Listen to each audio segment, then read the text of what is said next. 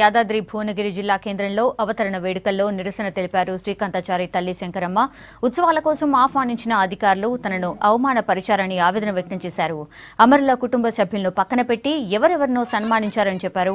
తనకు జరిగిన అవమానంపై సీఎంకు ఫిర్యాదు చేస్తానన్నారు శంకరమ్మ.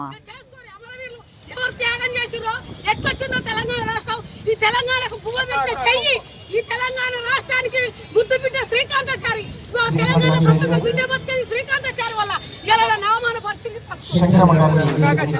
శ్రీకాంతాచారి గుర్తురారా? పార్టీలో గారు కదా, ఎమ్మెల్యే గారు కదా, లేదా కొత్తగా చెప్పారు.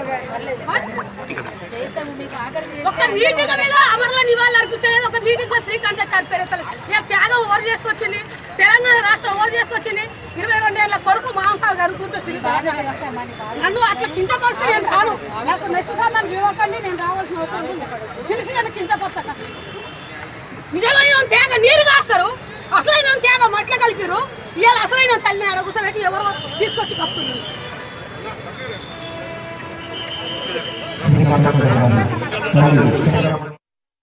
వద్దంటికి రావాలన్నా వాళ్ళకి అసలు రాబుద్ది కాదు.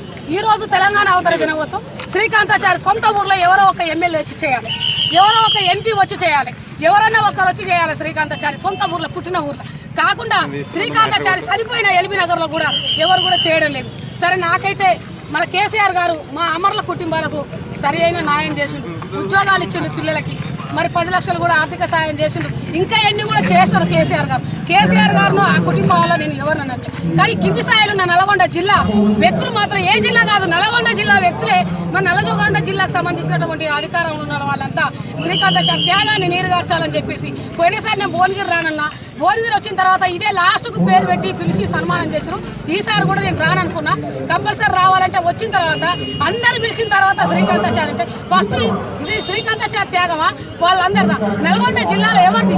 శ్రీకాంతాచారి నడి రోడ్ల పెట్రోల్ పోసుకొని అమ్మా నాన్న అనకుండా జై తెలంగాణ నినాదాలు ఇచ్చి ఇవాళ చావుకు అర్థం లేకుండా పోతుంది. ఈ చావు ఎక్కడిది? ఈ త్యాగం ఎక్కడిది? ఈ తెలంగాణ రాష్ట్రం ఎక్కడిది? ఈ పోరాటం ఎక్కడిది? అందుకోసం ఇంకొకసారి శ్రీకాంతాచారి కుటుంబాన్ని కానీ శ్రీకాంతాచారిని అవమానపరిస్తే నేను భరించలేను. శ్రీకాంతాచారులకు ఎక్కడైనా